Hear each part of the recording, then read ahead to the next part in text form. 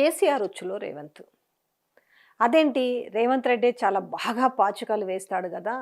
నేను కేసీఆర్ ఒక్క అడుగు వేస్తే నేను 100 అడుగులు వేస్తానని చెప్పేవాడు. అయితే డామిట్ కథ అడ్డం తిరిగిందని చెప్పుకుంటాం. ఎప్పుడూ అన్ని వేళలా అధిక తెలివిలు పనికిరావు అన్నదానికి ఇదొక ఉదాహరణ అని చెప్పొచ్చు.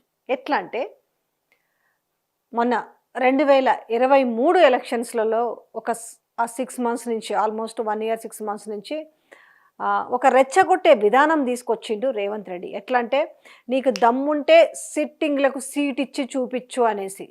జనరల్గా ఎవరి మాటలకు కూడా పడని తెలంగాణ తొలి ముఖ్యమంత్రి కేసీఆర్ మాత్రం హెట్ గీలేంది నాకు చెప్పుడు, నేనేంది నా కథ ఏంది, నేను ఈయన అంటే ఒక రెచ్చగొట్టిన విధానాన్ని ఎక్కడో ఎంత తెలివి కల్ల వ్యక్తి అయినా కూడా ఒక చిన్న దానికైనా కూడా టెంప్ట్ అవుతారంటారు కదా. ఎవడో నాకు సవాలు విసురుడేంది, తెలంగాణ వ్యాప్తంగా నేను ఇచ్చిన సంక్షేమ పథకాలు నేను చేసిన అభివృద్ధే కదా నన్ను గెలిపిస్తాయి అనేసి ఆయన కాన్ఫిడెంట్ తోటి సిట్టింగ్లకు సీట్ ఇవ్వడం జరిగింది. అందులో ఆల్మోస్ట్ ఒక 12 మందిని కూడా మార్చిన సందర్భాలని, అందులో ఒకటి అలంపూర్ కావచ్చు, లేదంటే ఉప్పల్ కావచ్చు, ఇట్లాంటి కొన్ని సీట్లు ఎక్కడెక్కడైతే మార్చిండో 12లో 9 మళ్ళీ గెలవడం జరిగింది. 12 మన లాస్ట్ టైంలో ఎంత ఆల్మోస్ట్ 12 సీట్లు మార్చిండు. పాతోళ్ళని తీసేసి వేరే వాళ్ళని పెట్టిండు ఒక 12 మందిని. సో ఈ 12 మందికి కానీ ఆల్మోస్ట్ అందులో ఒక 9 మంది గెలిచిరు, 9 మంది వీళ్ళు విన్ అయ్యిండ్రు.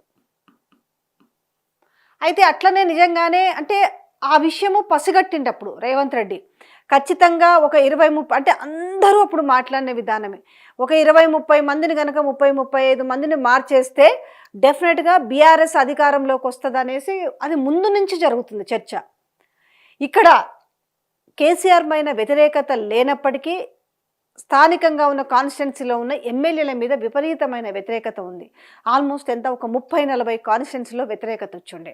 ఇది చాలా వరకు సర్వేలు చెప్పినాయి, జనరల్గా అందరు చెప్తుండ్రు. కానీ ఎట్లుంటుందంటే అధికారంలో ఉన్న వాళ్ళకి లేదు మేము ఇన్ని బాగా చేసినాం కదా, ఒకవేళ ఎమ్మెల్యేలు ఏమైనా పొరపాట్లు చేసినా కూడా అంటే నేను చేసిన అభివృద్ధి నా ముఖం చూసి అయినా చేస్తారు అనేది ఈ పెద్ద ఆయనకున్న కాన్ఫిడెంట్. సో దీన్ని ఒక ఆసరాగా చేసుకున్నాడు రేవంత్ రెడ్డి. సో రేవంత్ రెడ్డి ఆసరాగా చేసుకుని ఏం చేసిండు, ఖచ్చితంగా వీళ్ళు 30-40 మందిని కనుక మారిస్తే ఎట్టి పరిస్థితుల్లో ఏమీ చేయలేము, అప్పుడున్న పరిస్థితుల్లో అయితే అసలు డిపాజిట్లన్నా వస్తాయా రావా అనే మూమెంట్ కాంగ్రెస్ పార్టీలో అనుకుంటున్నారు. అసలు వాళ్ళు ఎక్స్పెక్ట్ చేయలే గెలుస్తామని. కానీ ఇక్కడ ఏం చేసిండు రేవంత్ రెడ్డి, ఒక పాచికని స్టార్ట్ చేసిండు. వీళ్ళు కనుక తేరుకొని కనుక ఎమ్మెల్యేలను మారిస్తే కనుక డెఫినెట్గా మళ్ళీ బీఆర్ఎస్ అధికారంలోకి వస్తుంది. కాబట్టి ఇక పదే ఇంకా ఎలక్షన్ దగ్గర పడుతున్న నేపథ్యంలో ఎవరికైతే ఇంకా బీఫామ్లు ఇవ్వక ముందుకు సీట్లు అనౌన్స్ చేస్తారు కదా, ఈ అనౌన్స్ చేయకముందు నుంచి ఒక పాట పాడుకుంటూ వచ్చిండు. దమ్ముంటే మీరు సిట్టింగ్లకు సీట్ ఇరి, దమ్ముంటే సిట్టింగ్లకు సీట్ ఇరి అనేసి అన్నట్టుగానే, అరే వాడెవడో నన్ను సవాల్ చేసుడేంది, నేనేందో ప్రజలకు తెలుసు కాబట్టి నేను ఇచ్చి చూపిస్తానట్టుగా ఒక 12 సీట్లు మార్చిండ్రు. ఆ 12 మారిస్తే 9 మంది గెలిచిరు. సో ఇక రిమైనింగ్ మార్చలేదు. సో ఇక్కడ ఏమైంది, ఇప్పుడు రేవంత్ అనుకుంటున్న పరిస్థితి ఏంది, ఆ రోజు నేను వేసిన పాచిక పారింది అనేసి అక్కడి నుంచి నేను చాలా తెలివి కల్లోని, నేను ఏది వేసినా కూడా అంటే కొన్ని మాటలు నమ్మిరు జనాలు. నిజంగా చెప్పాలంటే అది కాంగ్రెస్ మీద ప్రేమతో ఓట్లేసింది కాదన్న విషయం అది కాంగ్రెస్ వాళ్ళకు కూడా తెలుసు. అంటే వీళ్ళు ఏందనంటే ఒక వ్యతిరేకతను విపరీతంగా క్రియేట్ చేయడంతో జనాలు కూడా అంటే చాలామంది ఈ మన తెలంగాణ సమాజంలో చాలా వర్గాలు సపోర్ట్ చేసినాయి. ఈ నేపథ్యంలో సరే ములుగుతా ఒక 64 సీట్లతోటి అధికారంలోకి వచ్చారు. కానీ ఎప్పుడు అలాంటి పాచికలే పారవు కదా, రివర్స్ అవుతుంది. ఒక్క దగ్గర ఏదో పారిందనుకొని, పాచిగా పారిందనుకొని ఇంకా అవే తెలివితేటలు చేస్తామని సభలు సమావేశాల్లో ఎంతసేపు కేసీఆర్ మీద మనము కక్కుదాము, ఎంతసేపు తిడదాము, బూతులు తిడదాము అనే దాన్ని ఎంచుకున్న నేపథ్యంలో తెలంగాణ సమాజానికి కూడా ఒక విరక్తి వచ్చింది. అరే ఏంది ఇది, ఇంత పలచగా మాట్లాడతాడా, ఇంత పలచన చేసి మాట్లాడతాడా, ఈ బూతులేంది, ఇలా ఎవరిని మాట్లాడేది ఇది. మళ్ళీ ఒకసారి బ్యాక్ వెళ్దాం. ఈయన వర్కింగ్ ప్రెసిడెంట్గా ఉన్నప్పుడు కూడా చాలా అప్పుడు బీఆర్ఎస్ అధికారంలో ఉంది కాబట్టి వీళ్ళ మంత్రుల మీద, మల్లారెడ్డి మీద అయితే డాష్ పాలగ్గా అని మాట్లాడతారు. దాని తర్వాత వాళ్ళ పార్టీలో కూడా కొందరు చెప్పారు, సీనియర్ జర్నలిస్టులు కూడా చెప్పారు, అన్న ఎందుకన్నా గింతగనం మాట్లాడితే జనాలు ఏమనుకుంటారు అంటే, లేదు దీని రిఫ్లెక్షన్ ఏందో మీరు తర్వాత చూస్తారు అన్నారు.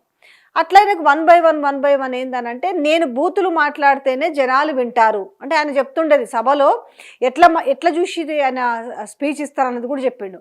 ఫస్ట్ మాట్లాడుతుంటాడు, కొంచెం నీరసం వచ్చిందనుకో వాళ్ళకు బూస్టప్ ఇవ్వడానికి ఎంచుకుంటాడు, అంటే తొడలు కొట్టడమో లేకపోతే నీ అంతు చూస్తా నీ కథ చూస్తా అని ఇట్లా మళ్ళీ కాసేపు తర్వాత అది డౌన్ చేస్తాడు. మళ్ళా అంటే ఆ ముందలున్న సభలో ఉన్న ప్రజలు అసలు ఇంట్రెస్ట్గా వింటున్నారా లేదా, సభ ఇంట్రెస్ట్గా లేదు కొంచెం డల్గా ఉందన్నప్పుడు దాన్ని డోస్ పెంచేవాడు అన్నట్టు.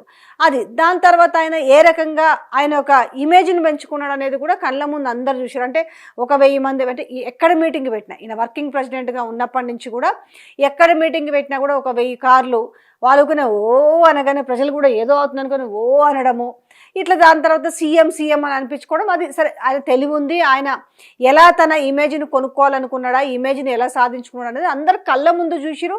ఆ రకంగా వాళ్ళు ఏ రకంగా ఇమేజ్ని పెంచుకుంటున్నా అనే విషయాన్ని ఎక్కువగా విహెచ్ మాట్లాడేవాడు. ఏంద్రబాయి ఊకే సభలలో సీఎం అని అనిపించుకుంటారని ఆయన లేఖలు కూడా రాసిండు ఆయన కేంద్ర అంటే వాళ్ళ ఏఐసిసికి. సరే ఇవన్నీ వర్కౌట్ అయినాయి, కానీ ఎప్పుడు అవే పాచికలు అది ప్రతిపక్షంలో ఉన్నప్పుడు వర్కౌట్ అయినాయి. బట్ ఇప్పుడు ప్రతిపక్షానికి మరి అధికార పక్షం పోయినాక తేడా ఉంటుంది కదా. ఇప్పుడు మళ్ళీ గేమ్ ఎవరు స్టార్ట్ చేయాలి, ఇంకెంతసేపు పాడిందే పాట పాసపండ్ల దాసరా అన్నట్టు ఇదే పని పొద్దున్న లేసింగ్ ఆయనకంటే ఇక్కడ నన్ను సీఎంగా స్థాయిగానే చూస్తలేరు, ఫస్ట్ సొంత పార్టీ వాళ్ళు చూస్తలేరు.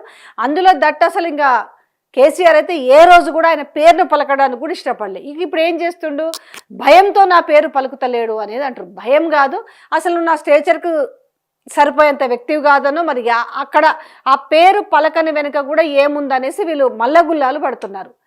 ఇక్కడ ఏంది, అరే నేను ఇన్ని రోజులు ఇంత స్కెచ్లు వేస్తే వర్కౌట్ అయినాయి కదా, ఇప్పుడు అవుతలేవు అనేది ఇప్పుడు రేవంత్ అనుకుంటున్నమాట. కానీ ప్రతిపక్షంలో ఉన్నాడు కాబట్టి ఆ రోజు నిజంగానే వీళ్ళు 2 దఫాలుగా ప్రభుత్వంలో ఉన్నారు కాబట్టి ఖచ్చితంగా యాంటీ ఇన్కంబెన్సీ ప్రజల నుంచి వ్యతిరేకత ఉంటుంది. ఆ వ్యతిరేకతని మలుపుకోవడానికి క్యాష్ చేసుకోవడానికి రేవంత్ రెడ్డి చేసిన ప్రయత్నాలు వర్కౌట్ అయినాయి. బట్ తర్వాత సో ఇప్పుడు అసలు గేమ్ స్టార్ట్ అయింది. ఇక్కడ ఏమైంది, మొన్న రజతోత్సవ సభ సక్సెస్ చూసిరు, ఆ సక్సెస్ నుంచి అసలు తేరుకోలేదు అని అంటే అందులో మాట్లాడిన కేసీఆర్ మాటల్ని పదే గుర్తు చేసుకుంటున్నారు. ఆ వీడియోని పదే చూస్తున్నారు. అంటే ఆ జనం ఆ డ్రోన్ షాట్స్ చూడడము, దాని తర్వాత ఆ సభపైకి అటు కేటీఆర్ వస్తున్నప్పుడు కానీ ఇటు కేసీఆర్ వస్తున్నప్పుడు కానీ ప్రజల్లో ఎలాంటి ఒక జోష్ ఉంది అంటే ఆయనను చూడాలన్న ఒక భావోద్వేగం ఏ విధంగా ఉంది, ఎవ్రీథింగ్ చాలా క్లోజింగ్ మానిటరింగ్ చేసిరట. ఈ నేపథ్యంలో ఇంకా పుండు మీద కారం జల్లినట్టుగా అసలు కేసీఆర్ రేవంత్ పదం ఒక్కసారి కూడా ఎత్తలే. అసలు ముఖ్యమంత్రి, ఇప్పుడున్న ముఖ్యమంత్రి ఈ విధంగా చేస్తుండనే మాటను కూడా వాడకపోవడంతో ఆబ్వియస్లీగా ఉంటుంది కదా, అరే నేను మంత్రిని కాకుండా ముఖ్యమంత్రి అయితే కూడా ఈయన గనపడతలేడు. ఇప్పుడు ఆయన బాధ అంతా కేసీఆర్ దృష్టిలో నేను పడతలేను, కేసీఆర్ నా పేరు వలుకుతలేడు, కనీసం కేసీఆర్ నన్ను తిడతలేడు, తిడుతున్నా బాగుండు, పొగడకపోతే పక్కన పెట్టు, తిట్టినా బాగుండు అనేసి ఈయన ఎదురు చూస్తున్నాడు. ఇదే సందర్భంగా ఆయన రవీంద్ర భారతిలో మాట్లాడిన మాటలు కావచ్చు, ఏదో మన 10th క్లాస్ పరీక్షా ఫలితాల్లో ఇంకా అది ఆపుకోలేక, అరే పిల్లల ముందు మనం ఏం మాట్లాడుతున్నాం, మళ్ళీ మనం నోరా ఇది ఏంది, ఇది పాపపు కూతలు మళ్ళీ ఏంది అనేది కూడా ఆయనకు లేదు. అంటే అప్పుడు ప్రతిపక్షంలో ఉన్నప్పుడు ఏది మాట్లాడినా చెల్లింది కాబట్టి ప్రజలు దాన్ని తీసుకున్నారు కాబట్టి ఇప్పుడు కూడా తీసుకుంటారనే భ్రమలో ఉన్నాడు ఈయన. కానీ దానికి దీనికి ఎంత తేడా ఉంటుందని గ్రహించలేకపోయింది. ఒక విధంగా మాత్రం ఇక్కడ ఒక ఉచ్చులో పడేసిన ట్రాప్లో పడేసిండు ఇక్కడ కేసీఆర్. ఓ విధంగా రెచ్చగొట్టి వదిలేసిండా లేకపోతే ఉచ్చులో పడేసి, ఇవన్నీ దాని కిందికే ఒక కోవ కిందికే వస్తాయి.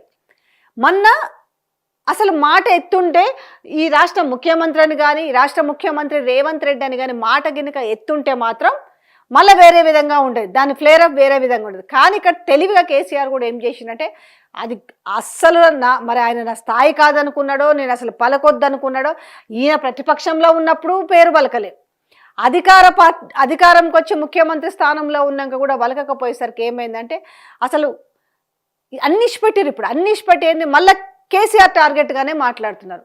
ఇక్కడ వ్యూహం మిస్ కావట్లేదు ఎవరిది, వీళ్ళు ఇప్పుడు పదే కూర్చొని అప్పుడు ఒక విధంగానేమో బీఆర్ఎస్ లేదని మొన్నటి దాకా పాటలు పాడినారు కదా, ఆ పాటలు పాడుతున్నారు. మళ్ళీ పొద్దున్న లేస్తే మళ్ళీ కేసీఆర్ కేటీఆర్ అంటున్న నేపథ్యంలో ఇక్కడ ఏంది, ఆ చర్చ బలంగా జరగాలనేసి కేసీఆర్ ఆ విధంగానే బిహేవ్ చేసిన అనుకోవచ్చు. అసలు ఎవ్వరు పేరు ఎత్తకపోవడం, అసలు తెలంగాణకు కాంగ్రెసే శని అని మాట్లాడు. కథం ఇట్లా నిప్పటి నుంచి వదిలేసిండు. ఆ నిప్పులు అదే అంటారు కదా, తోకగాలిన కోతుల్లాగా ఇప్పుడు చిన్న భిన్నమై ఎగురుతున్నారు. ఇంక అదే నిద్ర పడతలేదు, ఏం చేయాలో అర్థమవుతలేదు. అప్పటికప్పుడు పాపం అక్కస్తోటి ఆ రాత్రితోటి మంత్రులతోటి తూతూ మంత్రంగా ప్రెస్ మీట్ పెట్టించారు. వాళ్ళకేం ఏ రకమైన సమాధానాలు చెప్పాలనేది వాళ్ళకి అర్థం కాలేదు. సో ఇప్పుడు కథ ఇప్పుడు ఇట్లా చిటికలు వేసుకొని మాట్లాడుకోవాలంటే ఏంది చెప్పనా, అసలు కథ ఇప్పుడు రంజుగా ఉంది. ఇప్పటికి కూడా అరే ఇవన్నీ మేము పక్కన పెడదాం, మా పనులు మేము చేసుకుంటూ పోదాం అన్న ధ్యాసలో లేరు. ఎందుకంటే కేసీఆర్ అట్లా డిజైన్ చేసి పెట్టారు అనుకోవచ్చు. ఇవాళ సీనియర్ జర్నలిస్ట్ అనేవాళ్ళు కావచ్చు, లేకపోతే రాజకీయ విశ్లేషకులు కూడా అసలు ఎందుకు ఈ పేరు పలకకపోవడం వల్ల ఏమంతరార్థం ఉంది అంటే ఇవాళ ప్రతి ఒక్కరి నోట్లో చర్చ జరిగే విధంగా మన సభకు సంబంధించిన అంశాలు చోటు చేసుకున్నాయి. సభ అయిపోయి ఇన్ని రోజులైనా కూడా ఆ సభ గురించే మాట్లాడుకుంటున్నారు. సభ చాలా సక్సెస్ అవ్వడం అనేది వీళ్ళు జీర్ణించుకోలేని అంశం. సరే మిగతా కాంగ్రెస్ లీడర్లు పక్కన పెట్టా, ఇప్పుడు రేవంత్ రెడ్డికి ఇదో పెద్ద సమస్య అయి కూర్చుంది. ఇంకొకటి అసలు డబ్బులు లేవు అంటే ఒక నమ్మకాన్ని ఇస్తలేరు ప్రజలకి, ఒక నమ్మకాన్ని కోల్పోతారు. అసలు ఇంకా మా చేత ఏమీ కాదన్నట్టుగా మాట్లాడుతారు. ఒక రకంగా చూస్తేనేమో ఆ రోజు సభలోనేమో అరే నేను పక్కకు జరగంగానే గింత నాశనం అయిపోతుందా తెలంగాణ అనేసేమో ఆ పెద్ద ఆయన చెప్తుండు.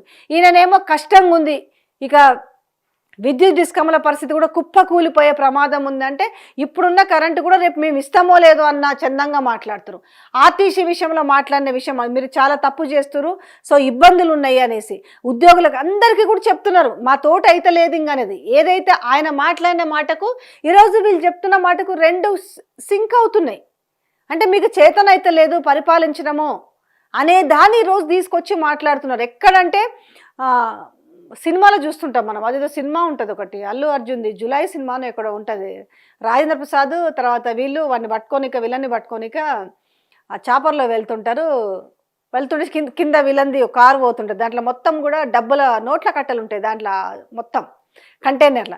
అయితే వీళ్ళు పైన ఉంటారు, అప్పుడు చెప్తుంటాడు నేను చెప్తుంటాను వాడు పోతుంటాడు అన్నట్టుగా, అంటే కీ నా చేతిలో ఉంది అన్నట్టుగా.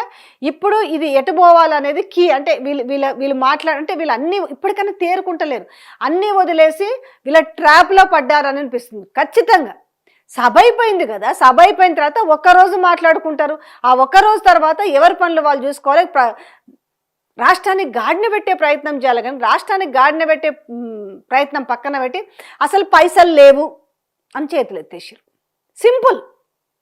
కానీ ప్రజలు ఎంతసేపు నేను ఇంకా నా చేత కాదు నేను పక్కోని మీద నెడతా అంటే స్టార్టింగ్లో అంటే పోనీలే అనుకుంటారు. ఇంకా 2 సంవత్సరాలు పొద్దుగా వస్తుంటే ఇంకెన్ని నెలలు ఉంటుంది, మళ్ళీ డిసెంబర్కి వస్తే 2వ సంవత్సరం కూడా క్రాస్ అవుతుంటుంది.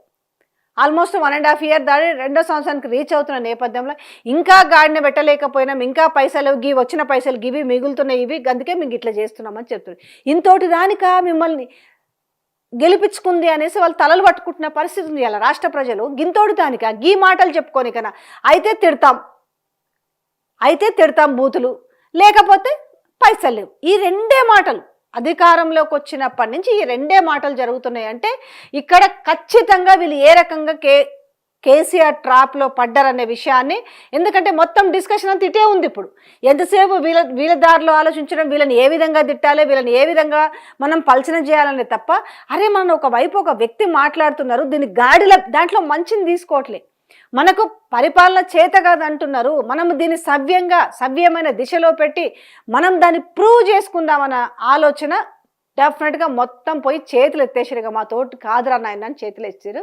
ఈ నేపథ్యంలో ఏమైంది, టోటల్గా బిహైండ్ ద రాజకీయం ఏ విధంగా మారుతుందో మనం రోజు కూడా ఇంకా రానున్న రోజులో స్పష్టంగా మనకు అర్థమవుతుంది.